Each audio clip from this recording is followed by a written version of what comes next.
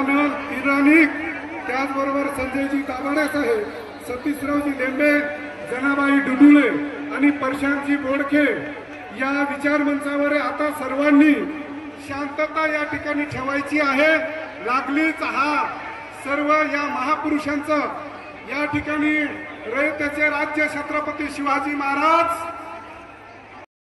आपण या महापुरुषांच्या कार्यक्रमाला संबोधित करणार आहोत। सर्वांना विनंती आहे, सर्व फ्लॅग कमांडो सन्माननीय संजय दाभाडे सर, सन्माननीय संजय दाभाडे सर,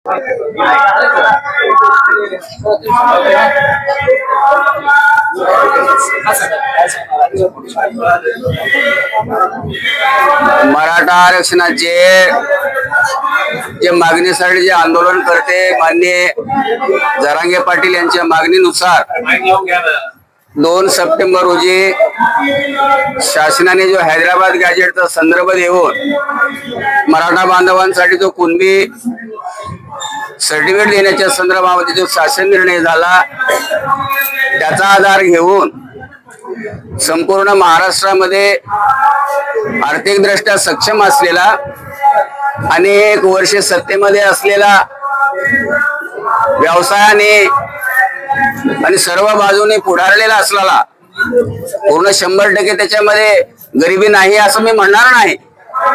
असं आमच्या बंजारा बांधवांनी आम्हाला आदिवासी मध्ये समावेश करा अशा पद्धतीची मागणी घेऊन जे आंदोलन आणि मोर्चे या ठिकाणी महाराष्ट्रभरामध्ये सुरू आले त्याचाच एक भाग म्हणून ते मोर्चे काढतात म्हणून त्यांच्या मोर्चाच्या विरोधामध्ये आमचं आंदोलन नाही, परंतु ज्या हैदराबाद गॅजेटचा संदर्भ देऊन जे घटनात्मक आदिवासी समाजाचं जे काही आरक्षण आहे त्या आरक्षणामध्ये आम्हाला समावेश करा अशा पद्धतीचे असणारे असंवैधानिक अशा पद्धतीची काही जी मागणी आहे, मुद्दाम आपल्या मार्फत हे सांगू इच्छितो। असंवैधानिक हे शब्द त्याच्यासाठी मी वापरतोय। अनेक वेळा अशा पद्धतीचा प्रयत्न या ठिकाणी या राज्यामध्ये असलेल्या तत्कालीन सरकारच्या माध्यमातून केला गेलेला आहे। 1979 मध्ये अशाच पद्धतीचा राज्य सरकारने प्रस्ताव बंजारा बांधवांना आदिवासी मध्ये समावेश करण्याच्या संदर्भामध्ये घटनेने जे काही निकष या ठिकाणी दिलेले आहे त्याची पूर्तता करून त्यांना घेता येईल का अशा पद्धतीचा प्रस्ताव केंद्राकडे पाठवलेला होता। केंद्र सरकारने तो प्रस्ताव सपशेल त्या ठिकाणी नाकारलेला आहे आणि याच्या अनेक त्या ठिकाणी नाकारलेला आहे आणि ज्या चौकटीमध्ये हे लोक बसतच नाही तर ते पुन्हा पुन्हा अशा पद्धतीचं असणार आदिवासींच्या मूळ आरक्षणाला धक्का लावण्याचं काम या ठिकाणी होत करतात।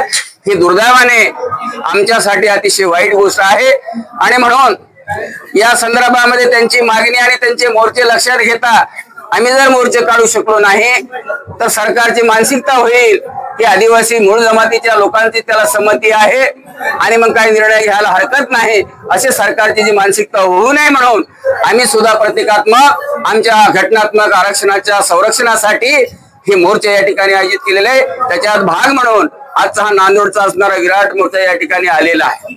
आम्हाला कोणाला दोषारोप या ठिकाणी केलेले नाही।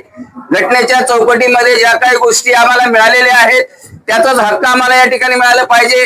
परिपूर्ण या देशाला घटना दिल्यापासून आजपर्यंत आमचे शैक्षणिक असेल, सामाजिक, आर्थिक सगळ्या बाजूचे जे काही आमचे राईट्स आहेत, अधिकार आहेत तेही आम्हाला परिपूर्ण या ठिकाणी मिळालेले नाहीत। आता कुठंतरी आमचा आदिवासी माणूस त्यांच्या हक्क आणि अधिकाराच्या प्रति थोडा सजग घेऊन त्या ठिकाणी पाठपुरावा करतो, पुढे जाण्याचा प्रयत्न करतो। अशा परिस्थितीमध्ये परत एकदा त्याला दाबून टाकण्याचं काम गैरजमातीचे लोक या ठिकाणी करतायत। ही दुर्दैवाने आमच्यासाठी अतिशय वेदनादायी गोष्ट आहे।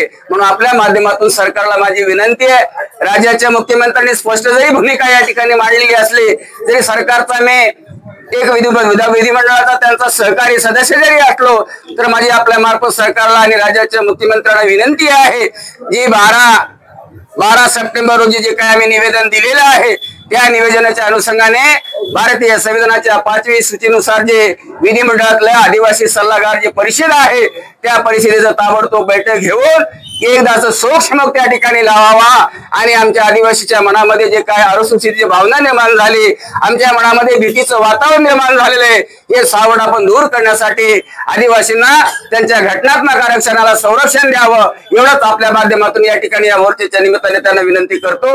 जय हिंद, जय महाराष्ट्र। सरकार के साथ में हम सभागृह में जितने भी आदिवासी के आमदार है, एमपी जो है, सभी लोगों की राज्य के मुख्यमंत्री के साथ चर्चा हो चुकी, बाद में भी हमारी चर्चा होने वाली है। सकारात्मक हमारे बाजू में सरकार यहाँ पे भूमिका लेने वाली है। इसलिए अगर गलती से अगर उनके बाजू में सरकार भूमिका लेंगे तो सर्वोच्च न्यायालय में हम आदिवासी के लोग जाएंगे। रास्ते की तो लड़ाई हम चलने वाले हैं। बाबा साहब का संविधान एक तरफ हमारे साथ में है, दूसरा भगवान बिरसा मुंडा का उलगुलान तो साथ में है, आपके माध्यम से दिख रहा है। इसी तरीके से आज का हमारा उलगुलान मोर्चा यहाँ पे हमें आयोजित किया। धन्यवाद।